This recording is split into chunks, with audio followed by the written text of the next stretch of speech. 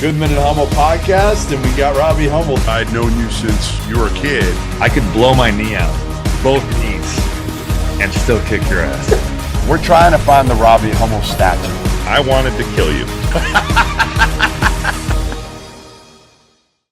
All right, now pleased to bring on a special guest to the Field of 68, none other than Russ Smith, former Louisville star, Russ Dickulous. You know, Russ, I thought about you last week because I was at the Garden and St. John's beats UConn, and Rick Pitino, I don't know how it got on to you, but I feel like it always does in the post game, right? And Rick said, Coach Pitino, as you call him, said, I've never had anybody like him, and I'll never coach anybody like him again. And he meant it in the best way possible, but you can tell it was like, this dude gave me a lot of gray hairs. And but I love him for it. So I figured, you know what? I had to get you on, tell some stories, talk about Pitino a little bit. But I want to start with kind of you and where you're at right now in your career. I know you're in Italy right now, still playing, 33 years old. You played a lot of countries over the years.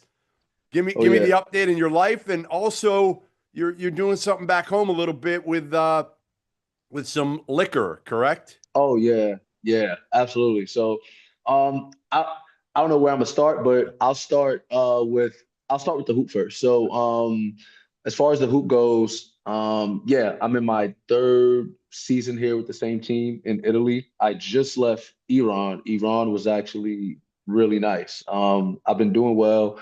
The last 3 or 4 years I've been playing. I've been leading the leagues in scoring. So it's kind of been hard to put the ball down, 25 a game here, 26 a game here, 20 a game here. So ball's been going really good.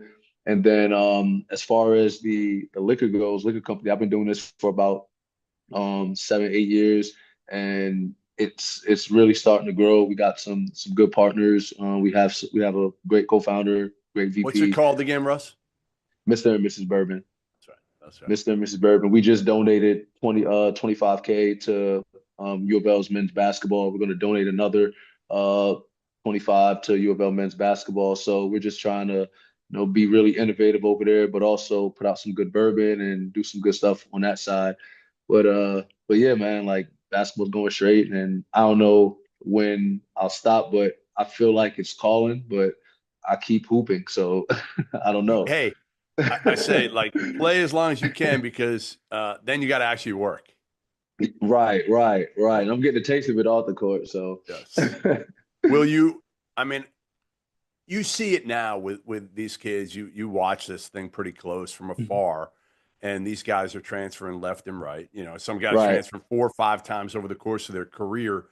You stuck it out, and I'm told after your freshman year, I'm pretty sure I think Coach Pitino at one point might have told you, I want you to transfer. Nah, Rick really wanted me to pack my bags, but like I felt like he's such a good he means well. That's what's so crazy, right? Like it's tough love, but you ain't gonna get tough love from nowhere other than people who's like always in your life or who wants the best for you.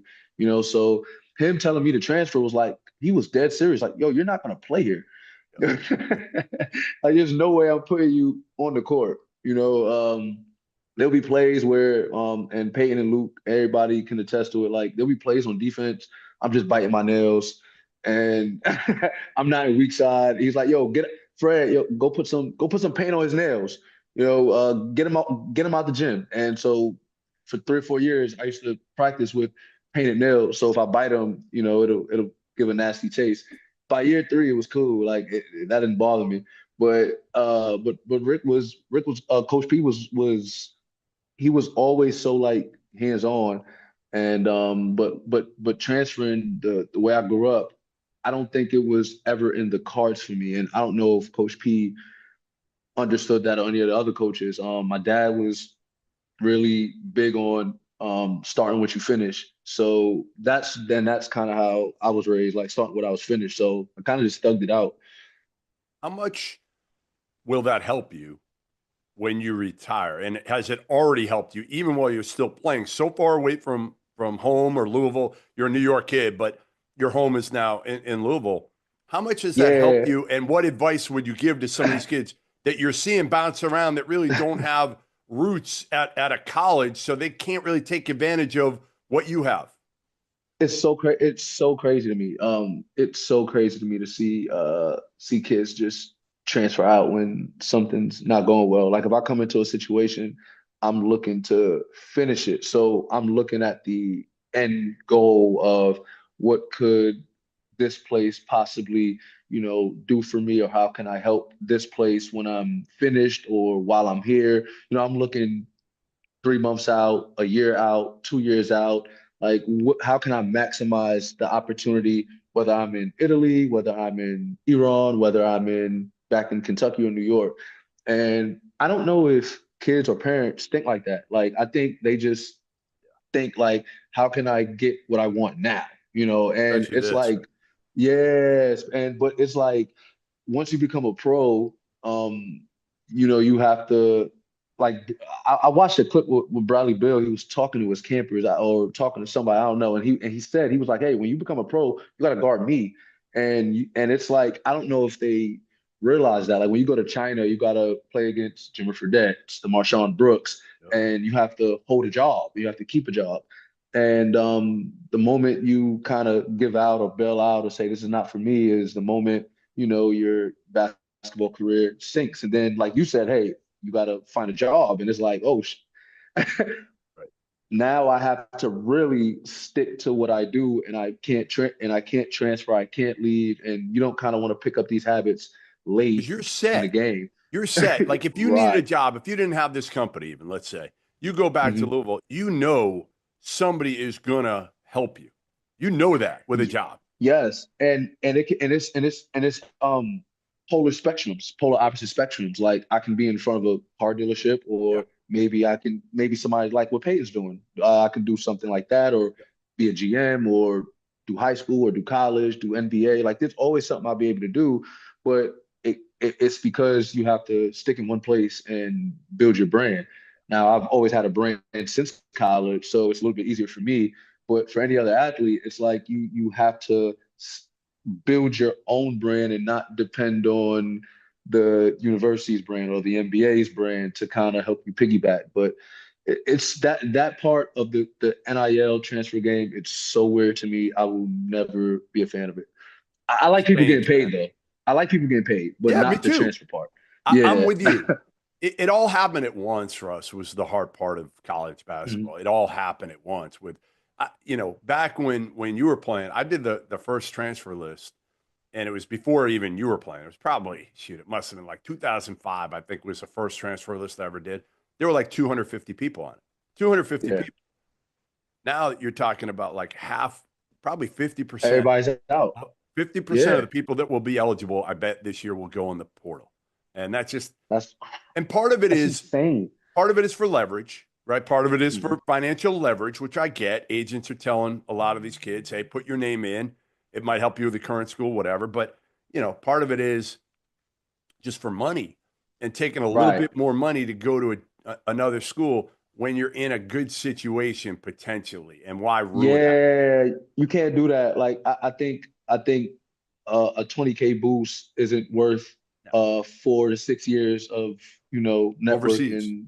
Well, Yeah, and even overseas. overseas money Yeah, I don't. and going back again, like we talked about, going back and being able to work.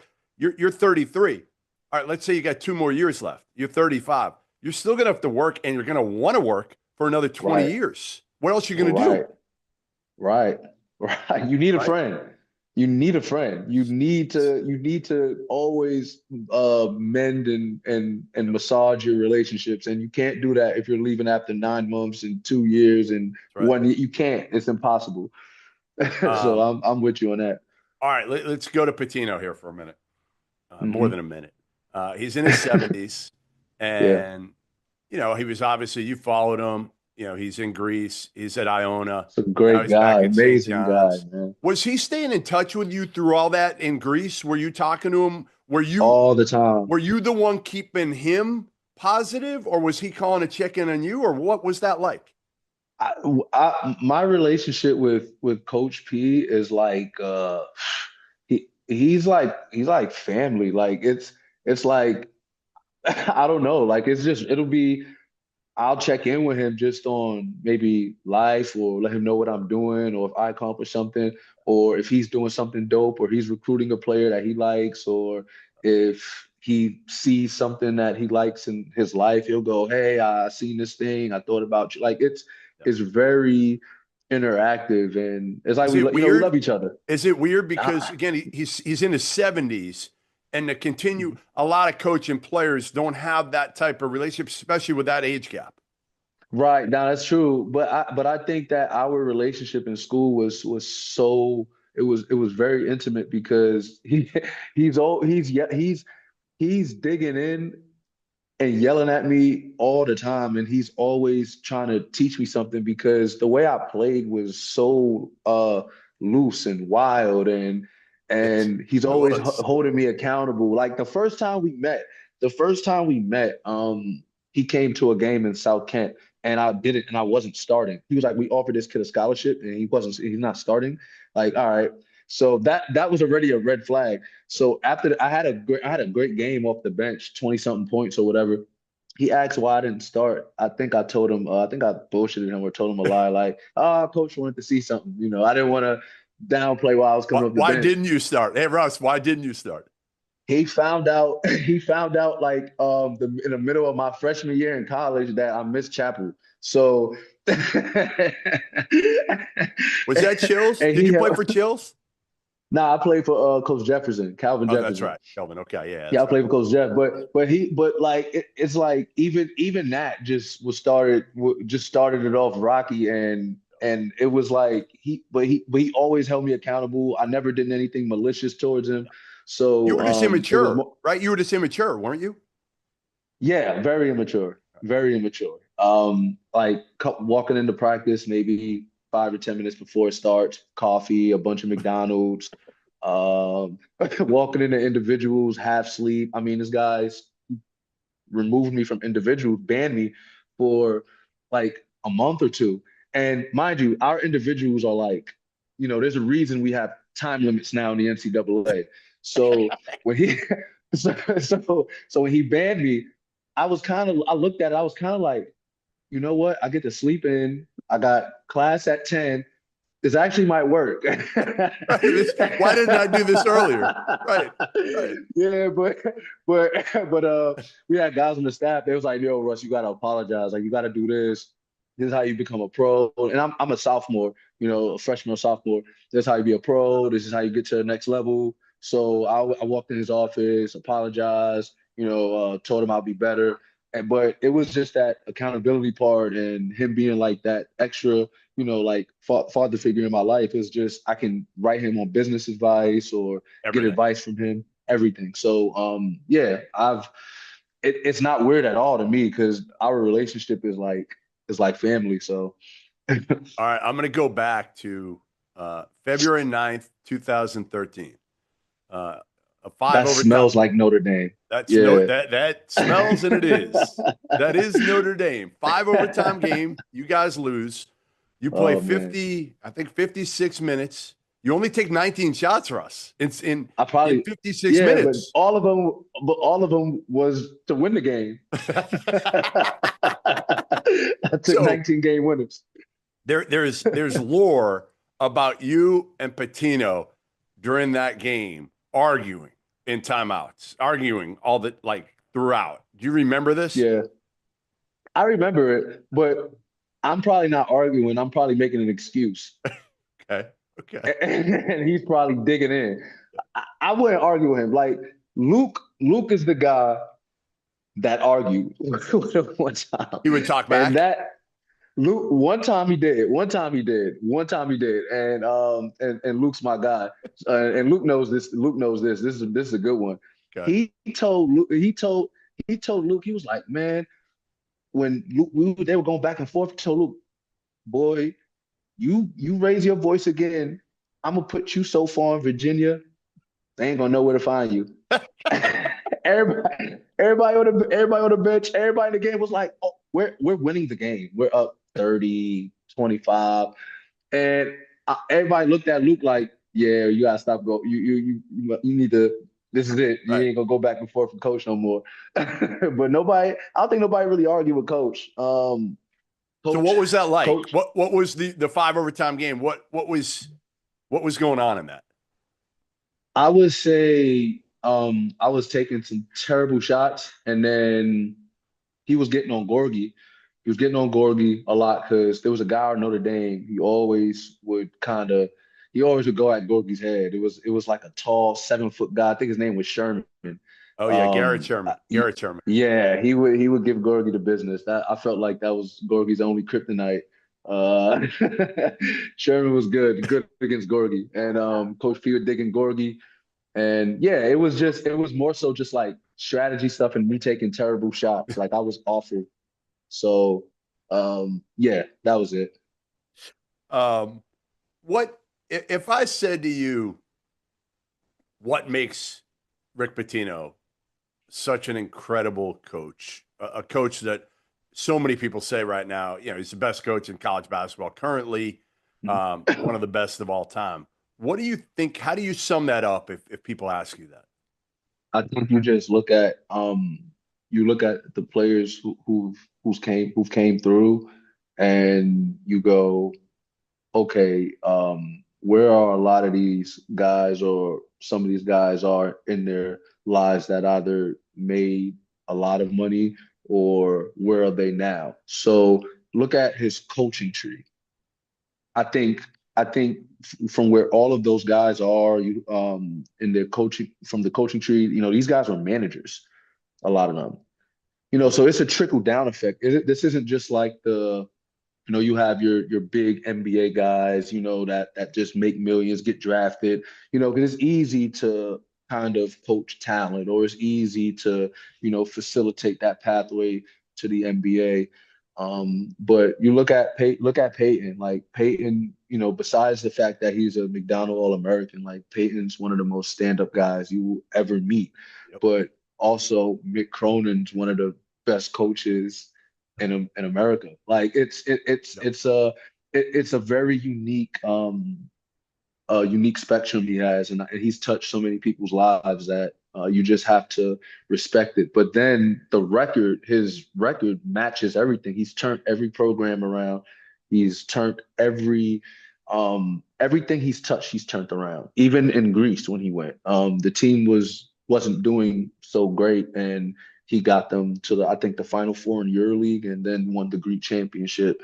But every level he's done it, and across the entire spectrum. What is it about his coaching style? What is it about Rick Pitino, the ball coach, that enables him to be able to win games at the highest level and get the best out of players? Because I think it's just coached that. a lot of guys, Russ. Like I remember, listen, Derek Carricker was the guy he brought in, and DC, super talented. He's coaches, I guess, a wide variety. You were an under-recruited guy. He got the most out of. Like he'll find a way with just about anybody to connect. Yeah, and it goes to the last story. Like I mean, with Luke, like what he told Luke. I mean, he can check you, but also he can empower you. Like Luke's our captain, but Luke's a transfer from George Mason. And and then I would say it's the ferocity, like things he would tell Gorgie, but he knew that because of Gorgie's cultural background, there's some lines he couldn't cross. Right. So he understood lines. With me, unfortunately for me, there was never any lines. He crossed all of them. All right, so give me an example. While we're on that, give me your favorite, craziest, whatever. I mean, I'm in a GIF. There's a GIF of me in Syracuse. Him telling me, "Wake the fuck up." And it's like, but I don't really have a favorite because it's so common. It would happen every day. That the individual story was another. Peyton loves this story, and everybody else when I was a freshman, and I kept passing the ball with my left hand, and he told me, "Hey, if you throw the ball again with that left hand, you're gonna run in that blizzard all the way to the track, and you're gonna run back." Peyton and PK trapped me. I throw the ball again with my left. That was the only way I could pass it. They held my right arm back, and I was gone. I was out of here in the blizzard. But it's like he knows who's capable of breaking, who's gonna respond well, and it's more like psychology. He's like a war general. Yeah. You know, he just knows strategy really well. If you haven't heard by now, we have partnered with BetMGM Sportsbook. We are going to be using BetMGM lines to make all of our picks, and we'll have special offers for the listeners and the viewers of the Field of 68 throughout the year. If you haven't signed up for BetMGM yet, you can use bonus code FIELD, and you will get up to a $1,500 first bet offer on your first wager with BetMGM. The best part, all you need to do is deposit and bet $10 of your own hard-earned money to be eligible. Here's how you make it work. Download the BetMGM app and sign up using that bonus code FIELD. Deposit at least $10 and place your first wager on any game, and you will receive up to $1,500 in bonus bets if your bet loses. Just make sure that you use that bonus code FIELD when you sign up. BetMGM is going to have some fun offers available throughout the NBA playoffs. Bet insurance tokens, odds boost, and what I love, a nice parlay boost or two from time to time, as well as a ridiculous array of player prop bets for any sport that you could possibly imagine betting on. BetMGM is and always will be the king of the prop bet. So go download the BetMGM app, use the bonus code FIELD, and sign up today. And while I've got you, a quick request. The best way to support the Field of 68 content that you get for free is to engage with us. Rate and review the podcast. Like and share the YouTube videos. Tell your friends about us. It all helps in a world where the algorithm is king. And now, back to the show. Now that the college basketball season is in full swing, you need to make sure that you have access to the best betting tool on the market, the Rhythm app. Spelled RITHMM, is a data-backed app that uses AI and analytics to identify inefficiencies in betting lines and the player prop market that will allow you, the user, to profit. You can create customized, analytics-driven betting models tailored to your personal preferences as a bettor. Users have access to up-to-the-second against-the-spread data. And if you're like me and you understand pictures better than numbers on a screen, Rhythm's internal trend analysis provides you with the kind of graphs that will allow you to evaluate past results and project future performance in a visual way. Every Division I college basketball team is included in the Rhythm's metrics. Free subscribers to the Field of 68 Daily will get 25% off for a Rhythm subscription. Use the QR code on the screen to sign up or download at the link in the description. What's the has he mellowed, do you think? Do you think he's mellowed? Now, have you seen a practice? Have you been at games enough to know, has 72 or whatever he is year old Rick Pitino mellowed from when? I think he's cool. I think he's cooled out. And I think now he's seen so much and he's been through so much now. Now it's like he's more so like he's trying to pass besides like fire you up and really get you going, because you got to remember also he's changing with the times. Like this guy isn't and he's never gonna be that guy that's in like a box, because he knows he has to win and he's always a winner. He knows he has to change with the time. So that speech that came out, that motivational speech, with us, it would have been a little more rated R. Rated X. Way more might have been rated R. X. That was that was mellow. That was very mellow, but amazing. Yeah. With us, it wouldn't have been released. Oh, he would have went at you, right? I mean, how many times did he go at you at halftime, Russ, where it was like high level? It was like, yo, I can't believe he said that. Like, did he just say that? Like, we'll look at each other like after he said it, like after he leaves, and we'll be like, yo, like there were times where we were so nervous to do anything, but this is all coming from a good place because we're winners. Like I've won arguably the most games in college in 3 years. So we would be in the locker room after a loss, and coach might talk, give a speech, and then he might leave. There were times where we stayed in the locker room for 2 or 3 hours because we were scared to leave, and he didn't say, "Oh, you can go." That's how on pins and needles it was to lose a game. But with The now, disappointment too, disappointment as well. yes, like you can't. There's no walking in the gym. There's no smiling. There's no hee hee ha ha. There's no jokes. Like it's like, yo, what the hell we did? Why the f we lost? And how can we fix it for next game? And when do we have them again on the schedule? Like it was strictly just business. And but like watching him talk now, because I went to Iona to watch him coach, he's very like he's more of a grandpa now.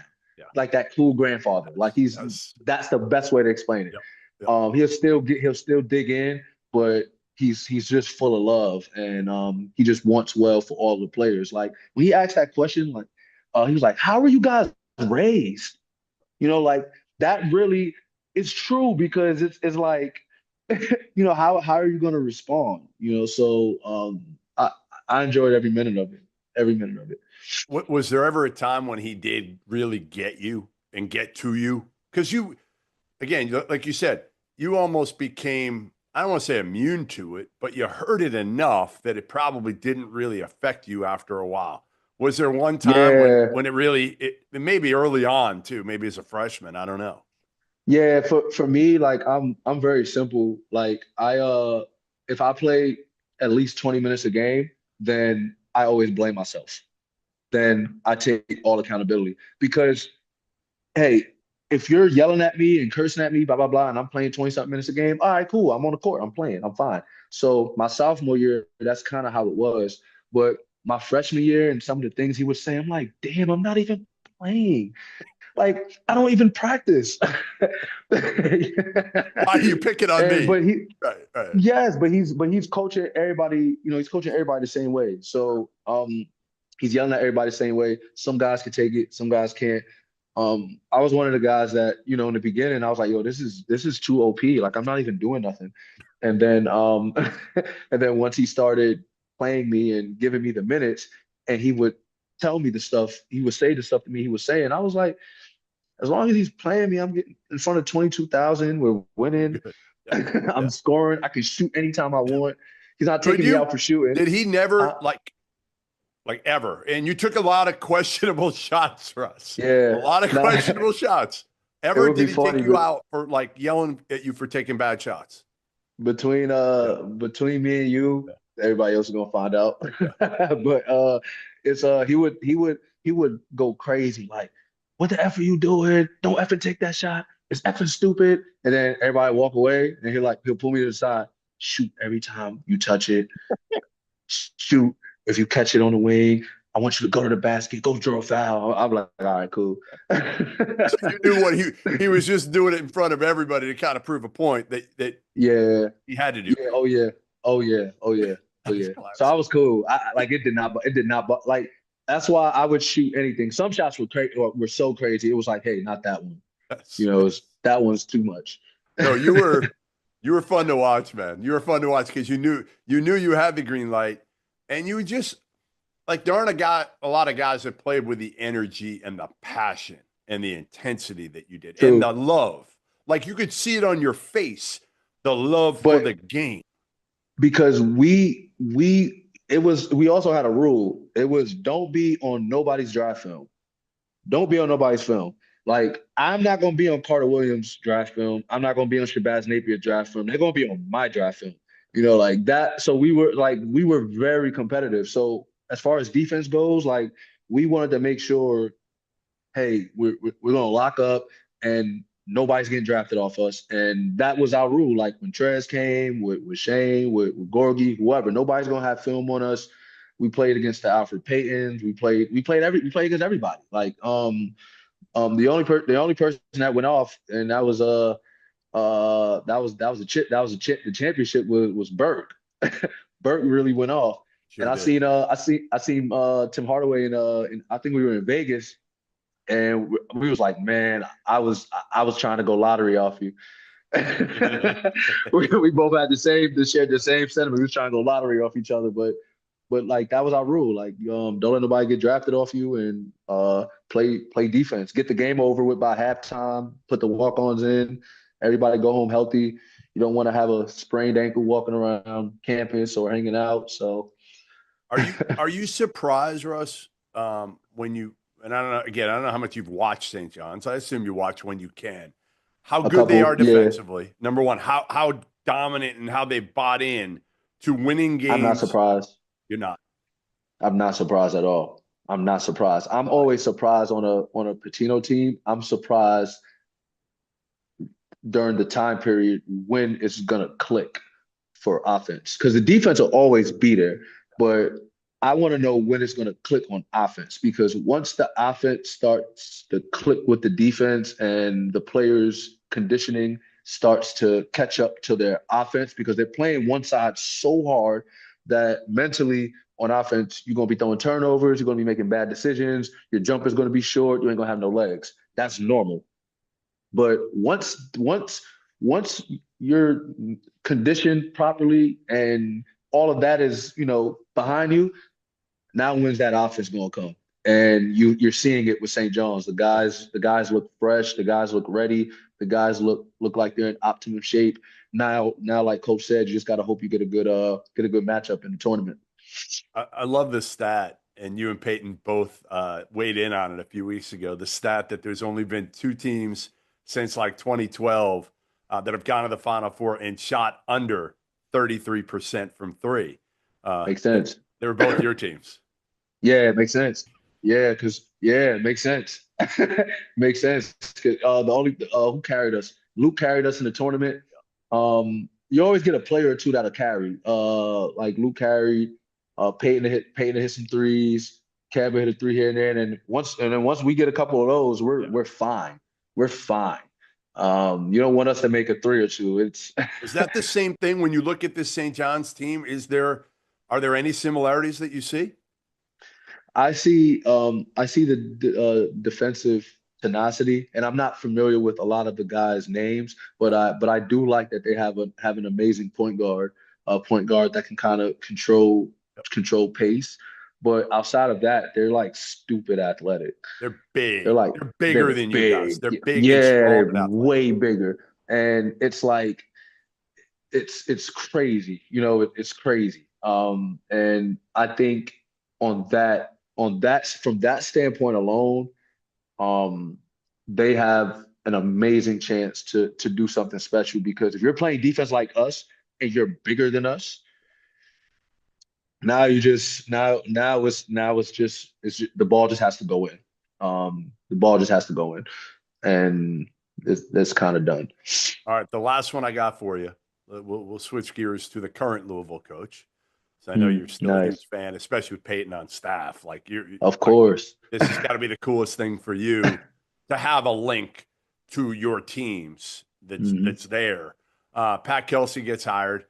I said it at the time. I don't know if you saw what I tweeted, but I said it right away. Like, he's the perfect guy that they needed at this time, going from Kenny Payne to Pat Kelsey. Right. Kelsey's got all this energy, super organized. Just a lot of the things that Kenny couldn't get done. Pat Kelsey had a lot of experience as a head coach for a long time. For sure. So what's your take so far from watching? And I don't know if you've had a chance to meet Kelsey. I assume maybe you did this past summer. I spent a lot of time with Coach. I think he's an amazing guy. Everyone's saying it, so much energy, but the most important thing is, like, he's an amazing guy. And he's very knowledgeable. He's a former player, and he's a former player that had to work and that had to, like, grind. Like, I love his story. I think it was at Xavier.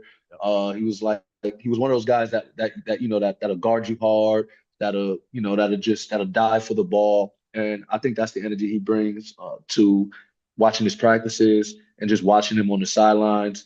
But also, he's like a student too. He knows what it means to keep the students engaged and to keep everyone engaged. And that's important. That's what U of L needed.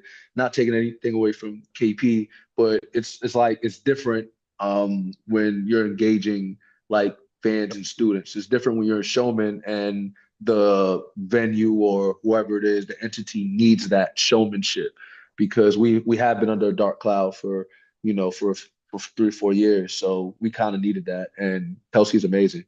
Amazing. Well, listen, it's been great catching up, my man. It's been too long, and great catching up. How much longer are you over there before the season ends? Man, I got our season ends in May or June, so you got a I'll couple be here months. for a little bit. Yeah. Is your family Yeah. family?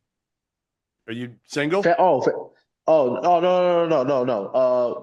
My woman's here, and then my mom is back home. She moved in the South. My dad's back in New York.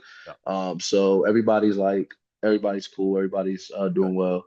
Well, we got to connect. When you come back home this year to Louisville, I'll get out there and we'll definitely connect. Me, you, Peyton, hopefully Luke as well. And but it's good to see you. I'm glad you're doing well. Play as long as you can, my man. Because of course, I'm gonna try. It's hard though, bro. I know. You get older. Listen, you're only 33. Just wait till you hit like 40, then 50. Like it gets, It's crazy. It's just more so I can't dunk, so I can't like dunk anymore. So I'm on the perimeter now. Are you a different player now? Besides the dunking, have you like changed your game over the years or no? Yeah, I'm more like I'm running around that 3-point line like Damian Jones or Boobie Gibson. Really? Yeah, I'm Smart getting man. to a mid-range. Yeah, I'm getting to a mid-range like Lou Williams, but I am not at the rim anymore. It's sad. You're not 23 anymore. You're not 23. Oh man. So it's all good. Listen, I appreciate it, my man. We'll talk soon. Thanks for doing this. And as I told you, when you retire, you got a spot on the field of 68 waiting for you. All right? I love that. I love that, Jeff. I know how good you'll be at this. Thank you, bro. Thank you. I appreciate that so much. That means a lot, bro. Good. For sure. You got it, man.